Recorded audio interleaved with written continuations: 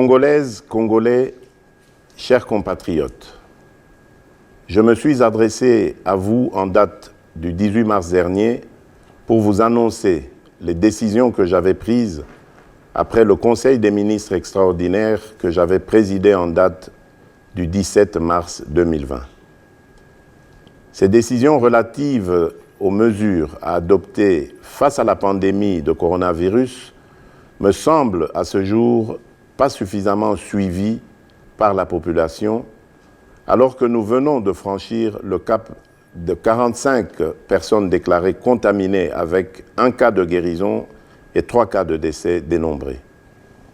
Je voudrais, avant de poursuivre, présenter mes sincères condoléances aux familles éprouvées et leur dire toute ma compassion. J'ai instruit d'ores et déjà le gouvernement de prendre en charge tous les frais d'obsèques des disparus.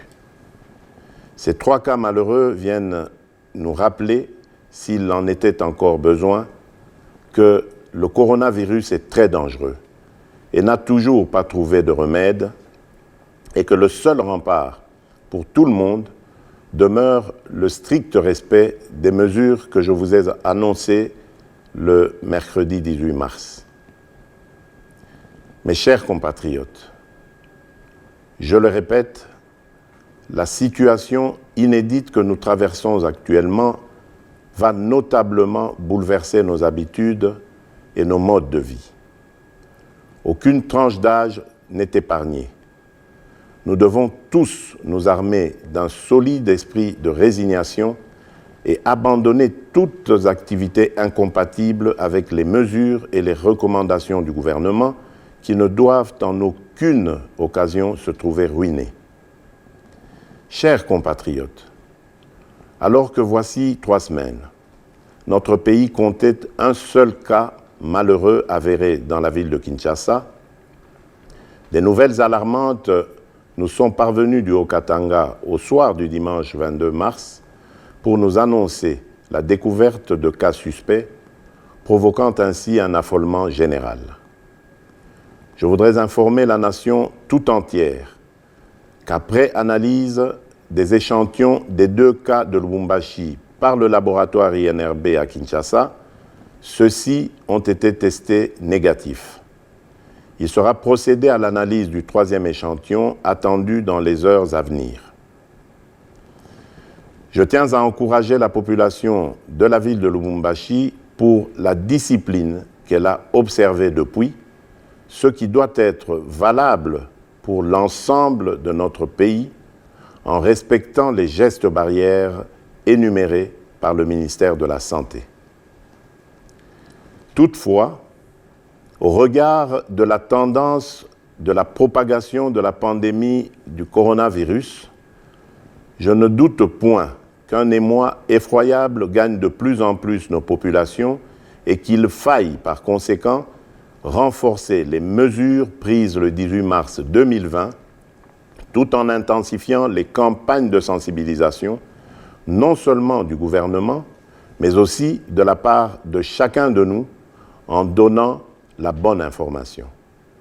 C'est aussi l'appel à la nécessaire cohésion que j'ai lancé le 18 mars dernier. Au regard de la gravité de la situation, face à l'urgence et à la crainte que la propagation ne s'accélère et ne devienne plus inquiétante, d'autant plus que la plupart des personnes infectées étaient en contact avec des parents et bien d'autres personnes, j'ai décidé de prendre les mesures complémentaires ci-après qui sont d'application immédiate. Interdiction de tous les voyages de Kinshasa vers les provinces et des provinces vers Kinshasa afin de permettre le confinement de la ville de Kinshasa, foyer de la pandémie. Ceci implique l'interdiction de tous les vols des passagers dans les 2 sens, Kinshasa-Province, à l'exception des avions transportant du fret et dont les équipages seront soumis à un contrôle d'usage strict au départ comme à l'arrivée. L'interdiction de tous les mouvements migratoires par le transport en commun, des bus, camions et autres véhicules de l'intérieur vers Kinshasa et de Kinshasa vers l'intérieur. Des barrières doivent être érigées par les gouverneurs et les équipages devront se soumettre au contrôle de rigueur en matière du coronavirus. L'interdiction de tous les transports fluviaux des passagers de Kinshasa vers les provinces et vice-versa. Seuls les bateaux et les embarcations transportant les marchandises avec équipage et convoyeurs seront autorisés. La fermeture de toutes les frontières du pays aux passagers et à toute personne, sauf pour les camions, navires et avions cargo avec fret. L'obligation pour le gouverneur de la ville-province de Kinshasa d'instruire tous les bourgmestres de chaque commune de la ville d'éviter tout attroupement et de placer plusieurs points de lavage des mains avec désinfectant ou savon, surtout dans des agglomérations à grande affluence où le manque d'eau et d'électricité est quasi permanent. Ici, j'instruis le gouvernement de trouver les moyens de ravitailler ces quartiers pour assurer l'hygiène.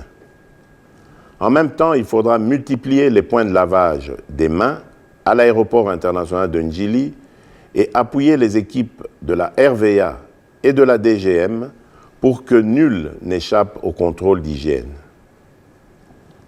Mise en place d'un service minimum au sein du gouvernement et des institutions pour pallier au confinement à leur domicile des autres agents de l'État.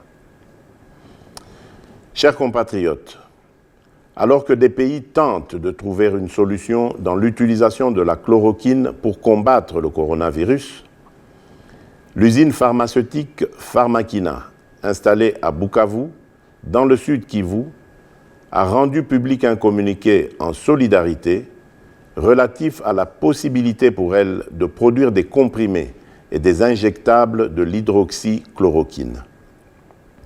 Même si tous les scientifiques n'ont pas encore marqué leur unanimité, la task force que je dirige devra, ensemble avec la commission de pilotage, réfléchir sans délai sur les contours de l'opportunité d'une pareille démarche susceptible à pouvoir contribuer à endiguer le coronavirus.